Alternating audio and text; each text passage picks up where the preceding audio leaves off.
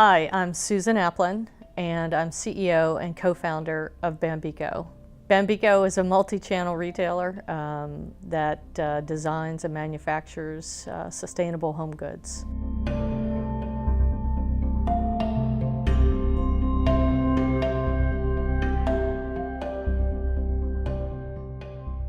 Williams-Sonoma, terrific company to work for and very inspiring from a product perspective. Chuck Williams was an amazing founder of that company and a true champion of the brand.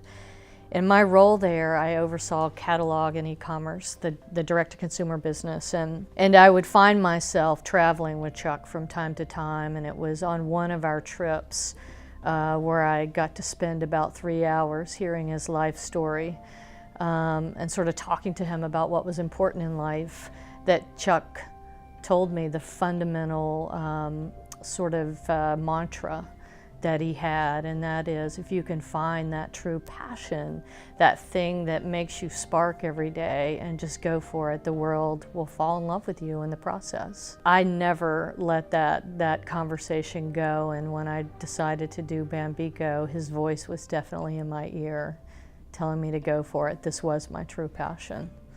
Alaska was just intended to be a trip with 12 people on a tiny boat in Prince William Sound to see, I wanted to see bears and eagles and kayak and hike, and we were going to drink great wine at night, and that's all it was supposed to be. And when I got to Alaska, I was literally blown away. It is everything not man-made, and was so inspiring. But I found myself hiking and speaking with fishermen throughout that trip. And these fishermen were telling us stories about sea level rise and showing us the rise. And we were watching these glaciers calve off, huge, multi-story building sized glaciers calving off, and talking about why it was breaking off and why was sea level rise occurring. And at night, it doesn't get dark in Alaska in the summer, and I was having these moments really pondering that whole trip. Wow, do we really impact our planet this way, and are we causing this? And it wasn't on my radar before I went to Alaska.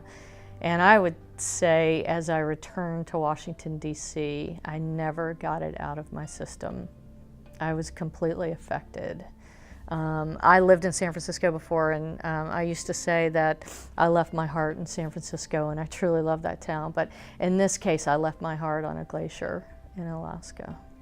Returning back to Washington, D.C., I just couldn't get it out of my system. I went back to my job. I happened to be with a startup at the time, a company called Bill Me Later, that we later sold to PayPal.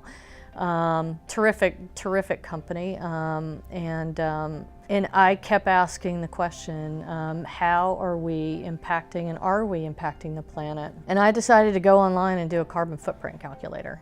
And you can answer 10, 20 questions, and it baselines you against your neighbors, the other people in the state, and people across the country, and you can very quickly understand what your footprint is. And if you're interested, you can make some simple changes every week and watch your footprint get lower and lower and lower. And it became the biggest game for me. I was just changing my commuting habits, cleaning supplies, looking at toxicity in my home, how I used energy, just all those sort of easy changes to make. And I got to a point where I thought, well, I should be able to extend these values beyond cleaning supplies and buy home goods.